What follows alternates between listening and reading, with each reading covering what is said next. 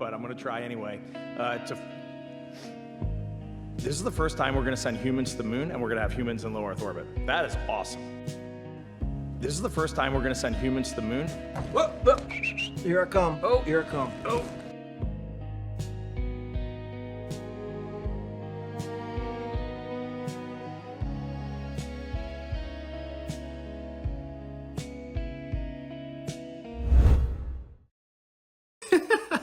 The fact that people still believe this is hilarious. All right, check this out. NASA sets coverage for Artemis II moon mission. All right, but we got to read right here. NASA will provide live coverage of pre-launch, launch, and mission events for the agency's upcoming Artemis II crewed test flight around the moon. Right. Launch is targeted for no earlier than 6:24 Wednesday, April 1st. You guys know what day April 1st is? None other than April Fool's Day. Just like when they showed us the first television picture from space on, what date? April 1st. Co za przypadek? A kto powiedział, że to był przypadek? They're lying to you, okay? Wake up. You guys gotta stop believing this garbage. On April Fool's Day, NASA officially launched their Artemis II rocket, claiming to take humans back to the moon in 2026. Going back to the moon, however, would require us having actually gone there before, which myself and many other researchers have debunked beyond any shadow of a doubt in several previous videos, showing that the original NASA moon landings were faked in a studio on Earth. So now, over 50 years later, with half a century of technological developments, Artemis II isn't even claiming to land on the moon like Apollo, but merely flying by. So what proof are we being given that NASA is really sending people in orbit around the moon? As usual, we are shown a rocket launch from Kennedy Space Center in Florida, which performs the same parabolic arc that every rocket, missile, and other projectile shot into the sky does. Rather than shooting straight upwards towards the moon, which would be far more logical and look much more convincing, every rocket launch arcs from vertical to horizontal, and most you can even see beginning to arc back down to Earth before leaving view. NASA's excuse for this is that they are purposely doing this parabolic arc with all their rockets because of a super high-tech gamer gravity hack where the rockets are being caught in a gravity well that works like a slingshot to help propel them better to the moon. Yes, you heard right. The reason all these NASA rockets form a parabolic arc and look like they're about to drop into the ocean a few miles away is because going down is the best way to go up. So, all the NASA nerds will look down their bifocals at you, smugly explaining what their overlords told them about gravity and slingshots, while they watch rocket after rocket launched eastwards from Fort Lauderdale, making parabolic arcs directly towards the Bermuda Triangle. Watch closely as the rocket goes from vertical to horizontal and out over the ocean, away from all observers' views. In one instant, it just disappears from view completely. Where has it gone? It goes from being clearly visible to there just being nothing discernible whatsoever, like it just vanished into thin air. Strangely enough, that's the second time a flying object just vanished into thin air that day. Watch this footage from just before the Artemis II was preparing to launch, and pay close attention to the airplane that flies into view from the right-hand side of the screen. Where did it go? The plane just completely vanishes from view, as if it disappeared behind a giant green screen. Watch it again in slow motion. Another oddity is the following footage showing these cable cars lowering from the rockets during launch. These are known as the emergency escape cable cars, allegedly used to get the astronauts out in the case of an emergency. They sure look like they're being used here at this last moment. How do we know that they're empty? The astronauts could easily have just hopped into those cable cars to be taken to the next studio where they sit in harnesses pretending to be in outer space. And there's nobody aboard inside the capsule. Never has been with all these past so-called space missions. Like I said, all these rockets just dump into the Bermuda Triangle off the coast of Florida. That very simple.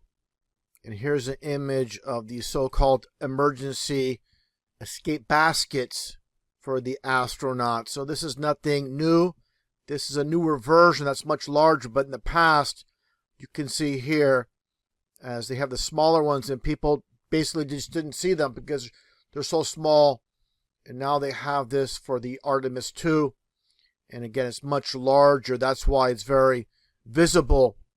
Once again, as you see here, as you see it going down the zip line. And the emergency baskets being implemented at Kennedy Space Center in Cape Canaveral, course 33, with the CC.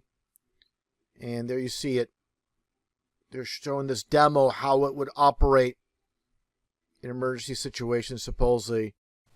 Did you know that NASA is the world's largest purchaser of helium? Helium is a stable and very light element used for sending balloons up into high altitude. NASA admittedly uses large amounts of helium to send up its satelloons, but what about these rockets? Look at this image of the Artemis II live on Fox News. What does that look like to you? Honestly looking, without bias, doesn't that look like a giant inflatable blow-up toy? Look at the seams and creases. Once the rocket is out of the public's view, after a couple minutes of genuine launch footage, true to form, NASA always switches to CGI. We can never get full, live, unedited video focused straight ahead of the rocket, or with a view focused on Earth. All we ever get is launch footage, cut to CGI like this for an hour, then whenever they're ready to restart the so-called live feed, here's what we get. Always a view with huge portions of the screen taken up by large random pieces of the craft. Then long blue screen outages lasting for minutes or sometimes hours, only to come back with another similar video of another large section of the craft in the foreground. The crew of the Artemis II has captured some incredible views of Earth. They've used the very same clouds in both of these images. It's supposed to be Africa by day and night with exactly the same angle, so about 12 hours later, and the clouds haven't moved. Because these aren't actual photographs, they are computer-generated images, just like all the images of the globe. So either NBC made a mistake in their selection of the graphic artist, or it's entirely intentional, designed to test us, as it's clearly stated on this NASA reel. And why are they showing us Earth little by little? Why don't they film everything? Think about it for a couple of seconds. A skydiver comes back with hundreds of photos. GoPro mounted on the helmet, 360 camera in hand, 8K video, 120 frames per second. But when it comes to Artemis, we're back in the 70s with blurry, jerky footage, 4 frames per second. As if NASA didn't have the budget for a $400 GoPro, they lost the technology and never found it again. Problem is we don't have the technology to do that anymore.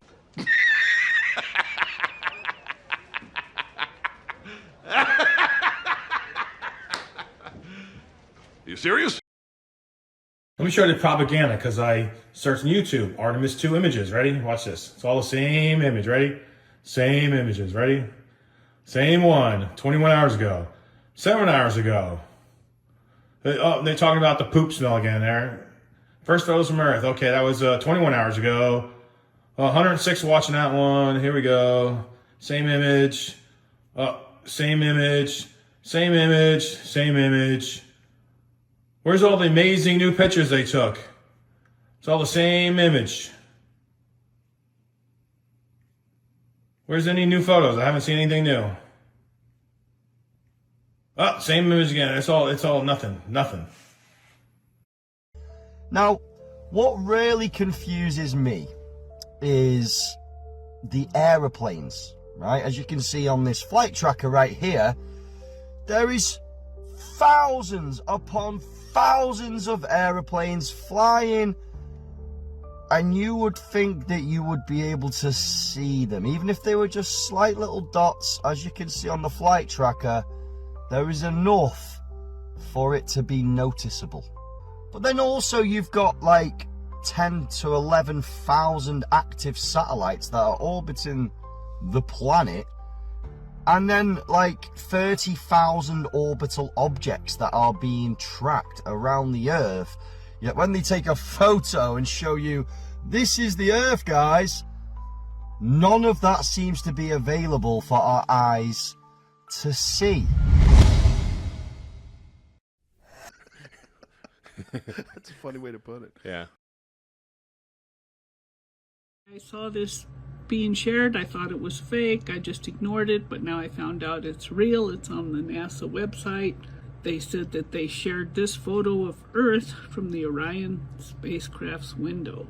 Well, instantly I could tell it was fake because I've been doing this a long time. And I made this graphic. I'm on Canva here. And as you can see, here's his image. I removed the background. And if you put it over an overlay of the continents on Earth, where are the other continents? There's no way all that could be on the other side. So I take this to scale. See, that's Africa. So I made it to scale. And I lined it up over Africa, and it's not perfect because it's on a ball graphic. And this is a flat graphic. But yeah, that's what it looks like. There's no way all of this and all of this is on the other side of this. So. No I co uważasz? No, moim zdaniem, według mnie, kilka niedociągnięć jest. Kilka niedociągnięć? A gdzie tu są dociągnięcia? To jest jakaś prowokacja. Look at the supposed Earth in these videos.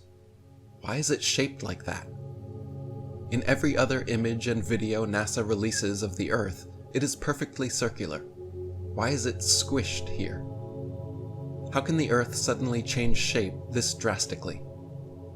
They always claim Earth is an oblate spheroid, but this is one of the only times I have ever seen NASA showing Earth actually looking that way. NASA has already started releasing new Earth images supposedly taken from Artemis II, and they are just as dubious as ever. Again, they are showing us Earth as a crisp, perfect circle/sphere in these images, yet just moments earlier in their live stream, they were showing video of a clearly smushed Earth, looking nothing like the pictures released shortly after. And what about the lighting? NASA says Earth is fully eclipsing the sun in this picture, putting all of the light of the sun on the other side of the globe. So how is the entire dark side of the Earth shown fully and brightly lit? Or how about this one, allegedly showing the moon from Artemis II? Why is the moon much smaller here in outer space than it is on Earth? I have never seen the moon that small, and yet NASA claims this picture was taken by the Artemis crew halfway from Earth to the moon. The reality is, these are not real photographs. In fact, you can take these new images just released from NASA and run them through an advanced AI filter to check for authenticity and see for yourself. These images do not even pass AI scans for authenticity and are all coming back as confirmed CGI images. People honestly should be able to discern for themselves that these Earth images are clearly CGI, but if you don't trust your own discernment, even AI is telling you that these are not real. From ChatGPT, quote, "This is very likely AI generated or heavily composited. The window frame is unusually thick and irregular, with soft, almost melted looking edges. Real spacecraft windows would be more engineered and consistent. The satellite outside is oddly placed and slightly stylized. Scale and lighting don't quite match orbital photography. The lighting on Earth in the interior frame feels cinematic rather than physically consistent, especially the glow and reflections. The composition is too clean and centered for typical handheld astronaut photography. Also, look at the bright hot spot of sunlight shining at one specific point of Earth. If the sun's light is transferring through 93 million miles of space to reach the Earth, shouldn't it be lit uniformly if that was the case? Why would there be a single bright spot as if being lit locally?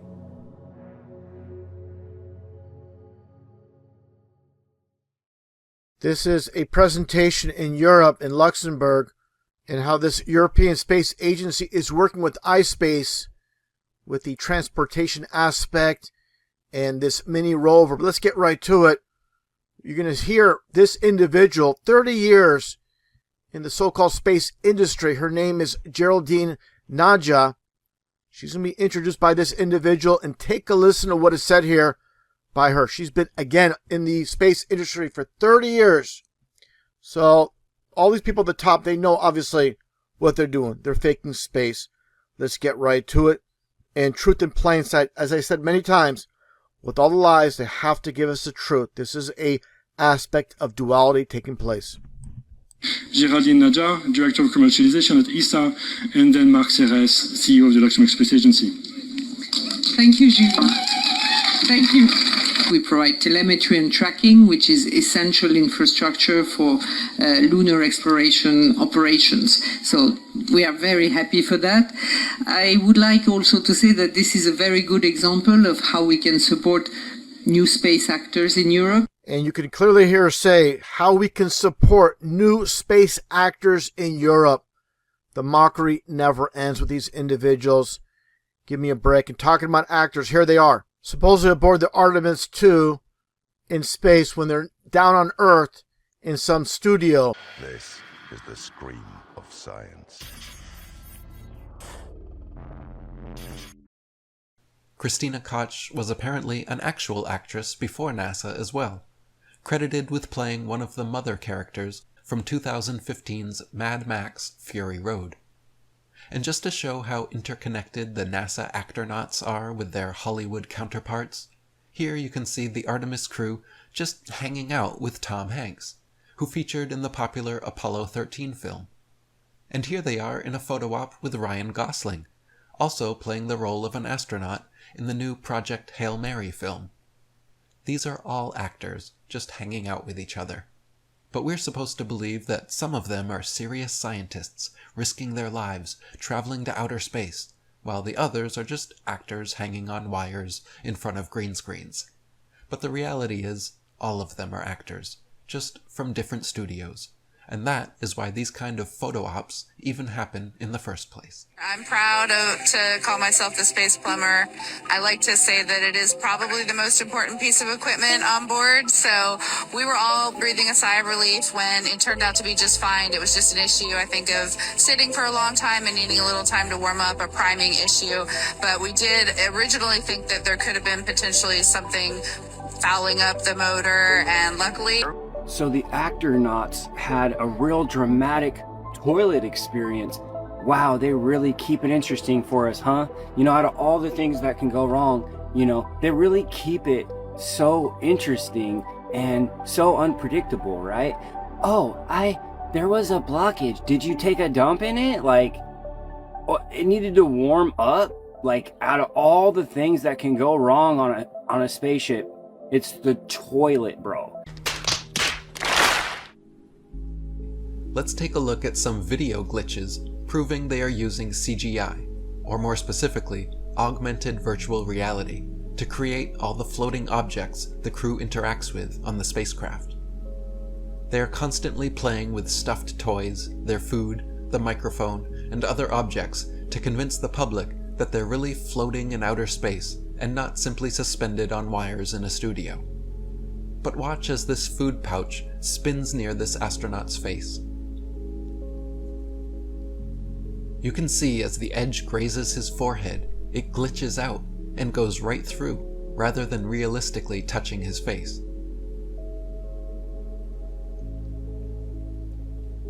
There is no change in direction of the pouch from hitting his head, and instead, it just continues floating right through, as if he wasn't there at all. Now pay attention to the red spot on the white pouch. As the pouch spins around slowly, the red dot doesn't spin with the pouch.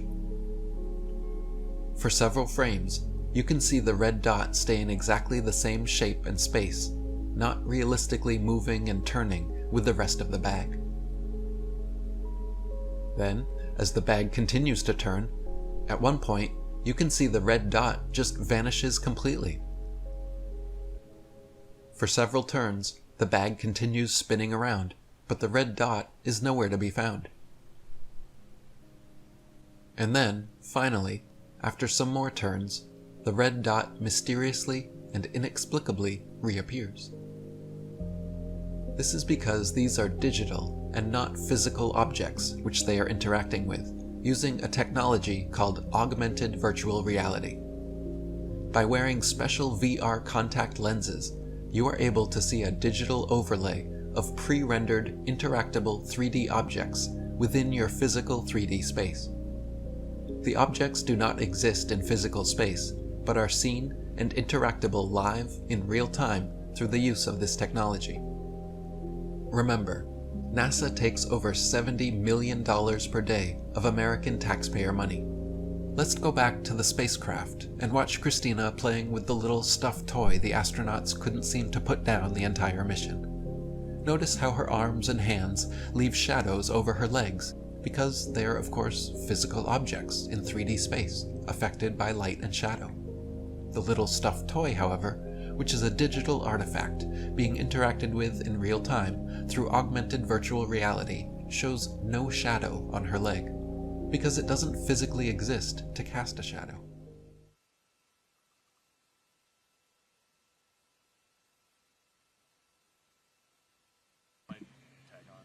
You know, it's a remarkable thing. You would think it would be weighty, but we just feel like we're lifted up by the team that supports us, and you just sort of execute the plan. A lot of people telling us you just sort of execute the plan. You just sort of execute the plan. You just sort of execute the plan. You just sort of execute the plan. A lot of people telling us how to work this and manage this vehicle, and a lot of great training, and you just kind of go step by step, which I think is pretty remarkable.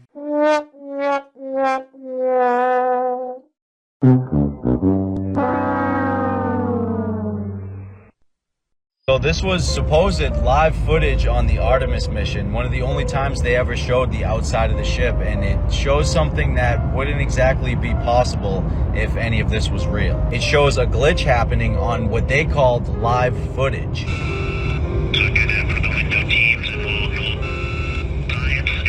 How could this possibly happen on something that you're calling live footage? The moon is big, and then all of a sudden it just shrinks up.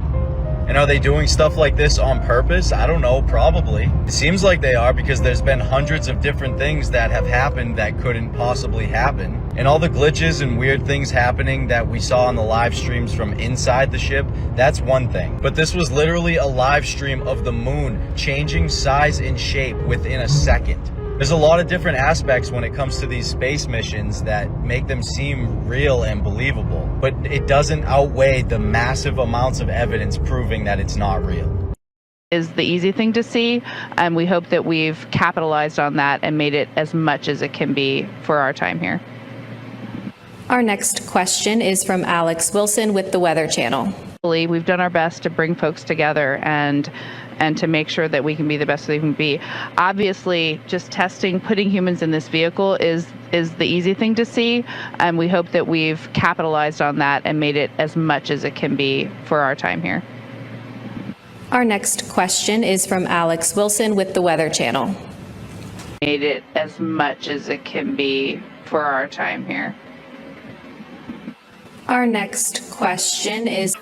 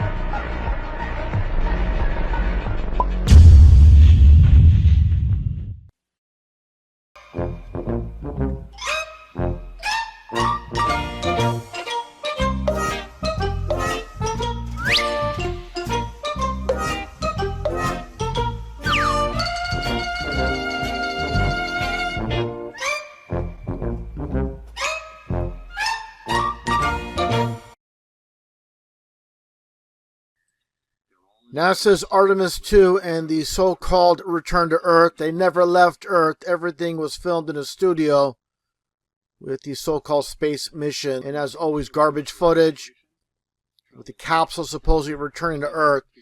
As you can see.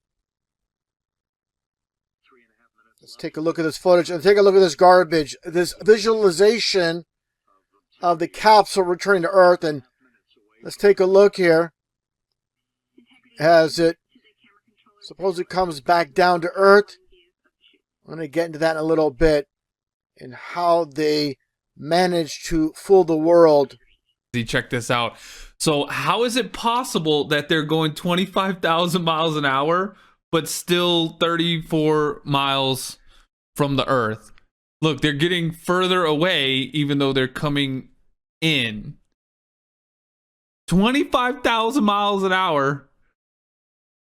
That doesn't make a lot of sense now, does it? Starting with their supposed re-entry into Earth's atmosphere, the astronauts were supposedly being propelled at a ridiculous and impossible 25,000 miles per hour, which is approximately 7 miles per second.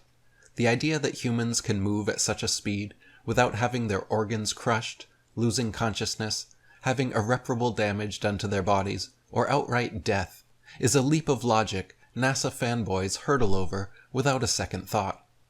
NASA is claiming these astronauts withstood speeds of over Mach 32, which is 5 times faster than the world record Mach 6.72 set by William Knight, flying an X-15A2 rocket-powered jet. This has remained the highest speed ever attained by a piloted, air-breathing aircraft since 1967, unless you include NASA and their superhuman astronauts who are able to break that record 5 times, no problem. And you're going to see these 3 parachutes open up. And I'm going to show exactly how they stage all this. It's just like a movie, of course, just like a movie production where they just put clips together. And of course, this is only footage provided by NASA. No other media is allowed to film this. And this is how they get away with the deception. Only they film it just like SpaceX. And look at that splashdown. Look how hard that capsule splashes down in the water. And that's a pretty impactful hit. Let's get a little bit of a close-up. And let's take, again, a close look at this splashdown and the impact with if any so-called astronauts are inside this capsule, they'd be broken bones. And that little dinky capsule coming down at full force from outer space. And again, absolutely no way. Let's play this at normal speed. Just take a look at that. There's absolutely no way they would be okay if anybody who's inside that capsule. Again. While their spacecraft was allegedly propelling the astronauts back to Earth at 7 miles per second, they claimed the craft heated up to 2,800 degrees Celsius, or 5,000 degrees Fahrenheit. To give you an idea at how ridiculously hot that is, erupting lava is around 1,000 degrees Celsius, or 2,000 Fahrenheit. So NASA is claiming this craft and its occupants endured heat 2.5 times hotter than molten lava during their re-entry. Next, they claim a series of parachutes shot out the back of the craft along with the drag of the Earth's atmosphere were somehow able to successfully slow them down from 25,000 miles per hour down to a smooth 20 miles per hour and plop down safely in the ocean. But if you take something out of a scorching hot temperature and dunk it into water, what happens? There should be a huge mass of steam rising around the craft when it hits the water, if it was really so hot. Instead, what do we see? Not even a trace of any steam whatsoever.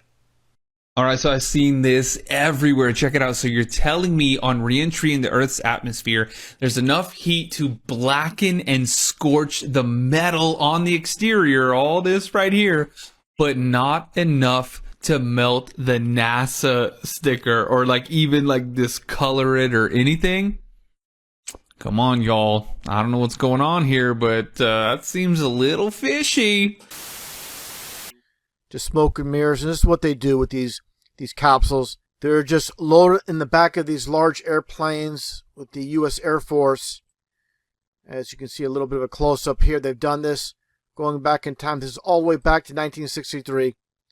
The same exact thing, and you see it loaded here with this one particular capsule before it's dumped out the cargo bay while in flight. And that gets to this. They give you entertainment. They give you psyops nonstop. They just sports. They get you distracted so you never reach your true potential and your true power and peace and all that stuff. And people are out there believing all this BS, and they will till the day they go. And then you're going to see there's a ship in the background here. And this is where it gets to be really ridiculous with this production. Let's continue on. And it's very poor quality footage. 720p when I downloaded this from NBC. And you don't see any close-ups of the astronauts. It could be anybody. And that's exactly what it is. It is anybody. But the astronauts are just actors. It's just like a movie where they use stunt actors, stunt men, stunt women to play the role of the individuals. And you hear all the bogus clapping. And again, you see all the rafts around the capsule itself in the water. And this is off the coast of San Diego, southwest of San Diego. A desolate area where there's not a lot of people around. Of course, no one's allowed around this area. Now, this doesn't make sense. So you saw those rafts around the astronauts. And why use a helicopter to do this so-called extraction rescue mission? Why not just charter a boat and bring the astronauts back to that ship that we saw with all the crew members on the deck? This is 100% theater, and of course we cannot see any of the astronauts here. And look at all the ripples in the water from the helicopter. Very, very poor quality video, so obviously we cannot pick up any faces. And one thing to mention, you're going to see a quick cut because you don't see this actual individual here, the rescue worker, actually attached to anybody here. And they just cut away. You're going to see it momentarily. And there you see the so-called rescue worker. And he's going to bring up one of the so-called astronauts. And I really have to emphasize, why not just charter a boat and just have them brought back to the main ship? This is obviously too dangerous to do in a real-life situation. It doesn't make sense. This is part of the World Stage Theater. And here's the cutaway film. You don't see them actually being connected and being lifted up at that moment. You see the very tail end of it. And obviously, like I said, there's no way to identify if this is one of those so-called astronauts such as Reed Wiseman. And one thing I should have mentioned too, as they bring in the so-called astronauts aboard the helicopter, there's no video footage of anybody inside the helicopter. No astronauts being filmed, of course, because there are no real astronauts on this raft. And they're not being so-called rescued. This is basically just a drill that you see taking place here for public consumption. And again, I'm going to say it. I said it twice already, but for the third time, why not just get a boat? Charter a boat. So much easier to do it that way. What a complete joke this is. How much money is being wasted with these so-called missions to outer space? NASA expects you to believe that this capsule just screamed through the atmosphere at 2,800 degrees Celsius for minutes on end. And a couple minutes later, these clowns are out here casually touching it, popping the hatch like it's a damn lunchbox. Oh yeah, totally normal. No gloves, no burns, no steam, nothing. Just a bunch of dudes in little boats yanking the door open while the astronauts inside wave like they just got back from Disney World. The thing that allegedly survived a literal inferno is cooler than my morning coffee. One second it's a fireball from hell, next second it's a cozy splashdown photo op with smiling actors waving, and the phones in the crowd are basically yelling, "CGI, bro!" right at the camera. They never show you real fireball footage. No clear amateur videos. Just cartoons. Biggie, biggie, biggie, biggie, can't you see? This Artemis mission trickery. The cast in the stone from a hollow dome. All the masses just follow the tone. Yeah, NASA's a cartel, Artemis is a heist. Selling CGI dreams at $1 trillion price. No boots on the soil, just spikers in the room. Another Hollywood reboot, a high budget tune. They're guarding the dome while they pickpocket the core. NASA's just a beater and we're kicking down the door.